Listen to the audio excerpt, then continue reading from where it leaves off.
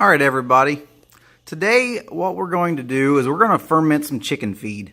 I found the recipe, I guess you can call it a recipe, on Pinterest. I'll try to get the lady's name and put it in here.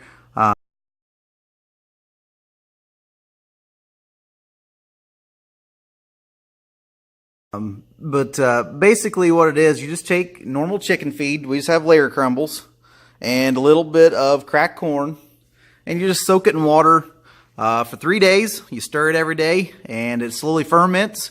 You drain the liquid off of it and just feed it to your chickens.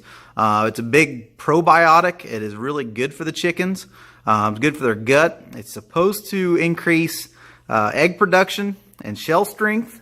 And so far, I've fed it to the chickens once. I wanted to see if it worked first. Some chickens like it, some don't. Ours loved it. It didn't take about 5-6 minutes. They pretty much ate every bit of it. So today I'm going to show you how to do it. This is just an old pickle jar. They don't let any extra flavors or scents or anything into it. It keeps it nice and pure. So that's why I like to use these glass jars. Right now it's got about, I put about 7-8 cups of water in it. We do live on a rural water source. It is piped in, so it does have chlorine in it. You're supposed to let it sit for an entire day so the chlorine can evaporate.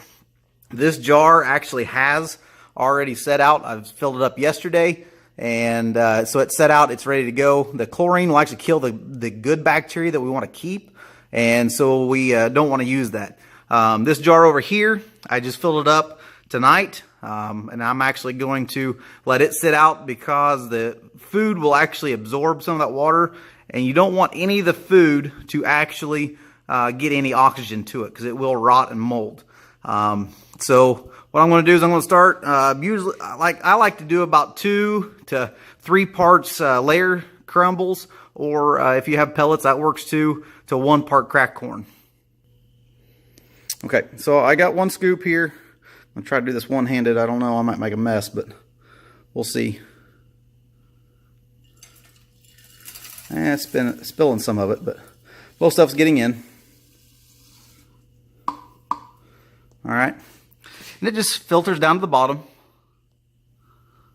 And then I will stir it before it's all done. So I'm going to go ahead and put probably 2 more scoops, probably 1 more scoop of this, and a thing of cracked corn in. Okay, so I've got 2 cups of layer crumbles in there, my 8 cups of water. I do have my 1 cup of cracked corn. We usually give cracked corn in the morning, just something for them to peck on during the day. And so we're going to go ahead and I'm going to put some of that in. This is going to make a mess, so I'm going to use 2 hands. I'll tune back in just a second.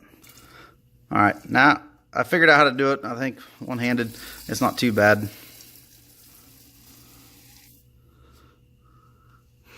All right, it's actually all built up right in there. Probably need a little bit more water. It'll work for the now. And all I'm going to do is now stir it. My stirring stick is a high quality, just a piece of scrap metal or scrap wood I had laying around, and it works pretty good.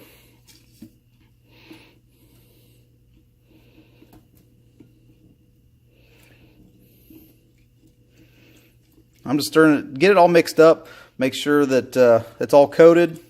Sometimes the crumbles and the corn will actually float on top because they don't have enough water on them. Once you stir it up, they will get enough water, they'll go ahead and sink. Some of the chaff and stuff will float to the top, and that won't hurt the mixture at all. Get that all mixed up really good.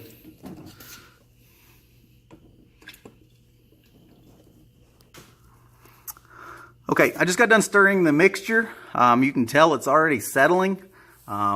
We have basically 3 cups. There's 2 cups of layer crumbles, 1 cup of cracked corn, and I believe it was 7, it may have been 8 cups of water. It doesn't really matter how much water. You just want enough water to cover whatever food you do put in there. For the next 3 days, today does not count. I'm not going to count today. And 3 days later, and it will be ready to give to the chickens.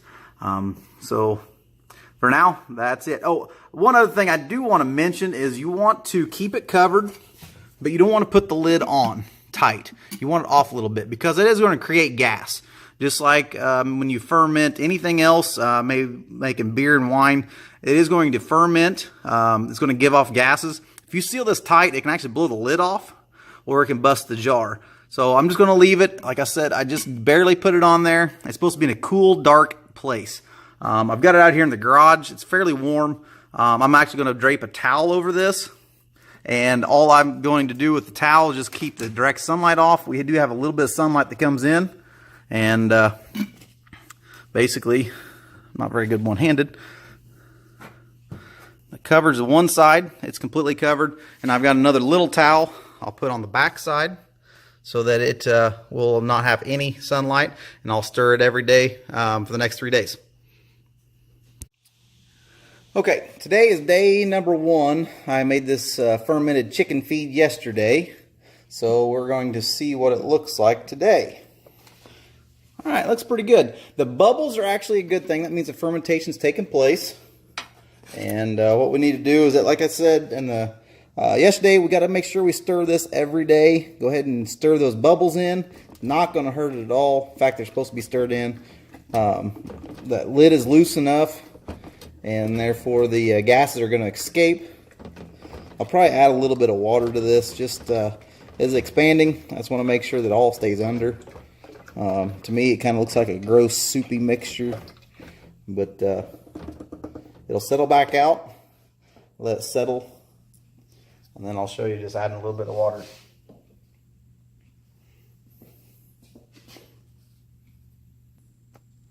Okay, different angle. I was actually using the water jug to hold my phone up. Just gonna add another cup or so of water in. That way I know for sure it is going to have plenty of water in it for the expansion of the material. And that's it. We'll put the lid back on, cover it back up with the towels, and we'll do it again tomorrow. All right, day number 2. Let's see what we've got. It's not as many bubbles as we have the last couple days, or yesterday, I guess. Go ahead and stir it up really good. Same thing. We're going to let it sit overnight, and then tomorrow afternoon we'll drain it all off and we'll give it to the chickens. That's pretty much it. Making this fermented chicken feed is actually really, really easy. I read about it, probably a year or so ago. I wasn't sure how it was going to work.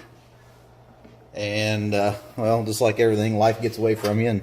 And just never got around to it. I finally decided last week that I would try it. The first batch worked.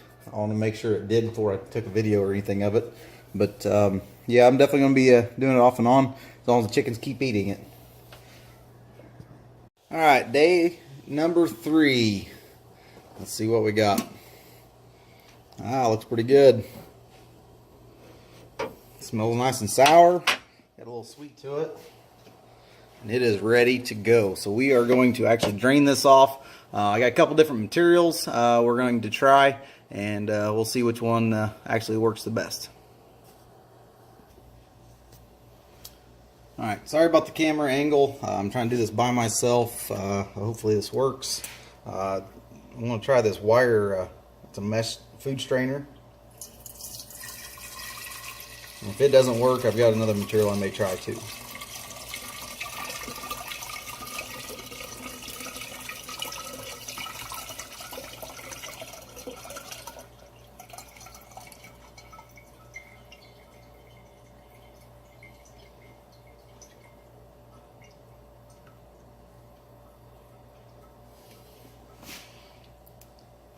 So far, not doing too bad.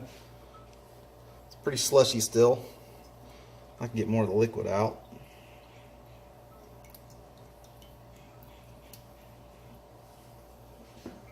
I'll show you what it's looking like.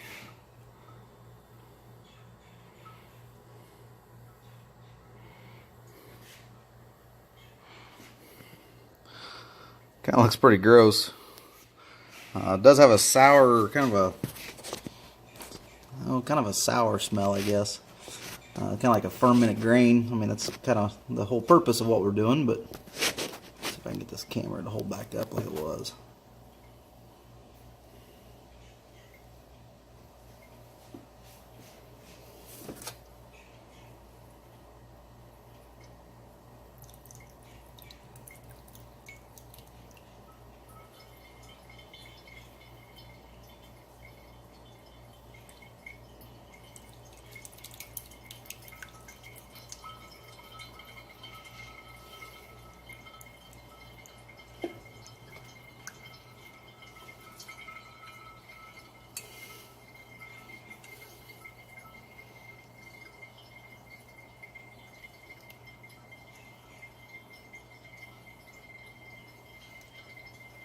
Oop.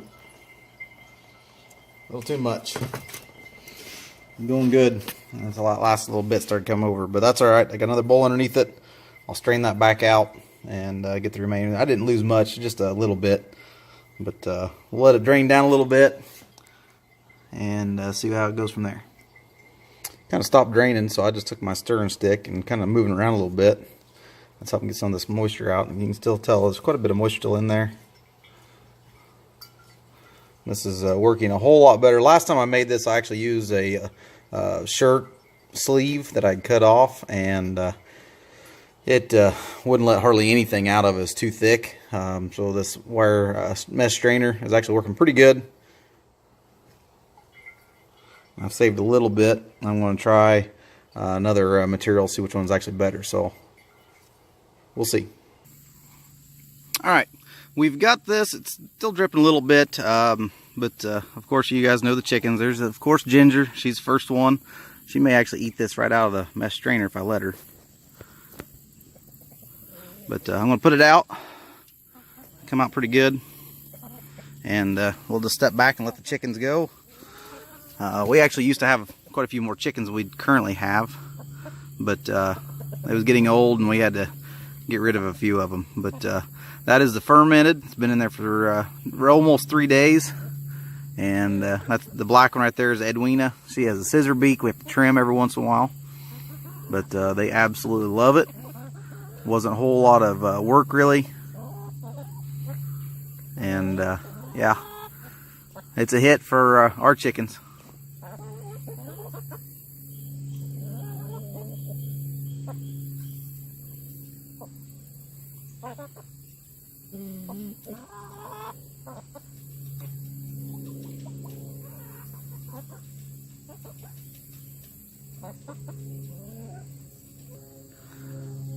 Okay, I actually had to scatter this out because we only have 10 chickens now, and I had a little pile, and they actually like it so much that they was not letting each other eat.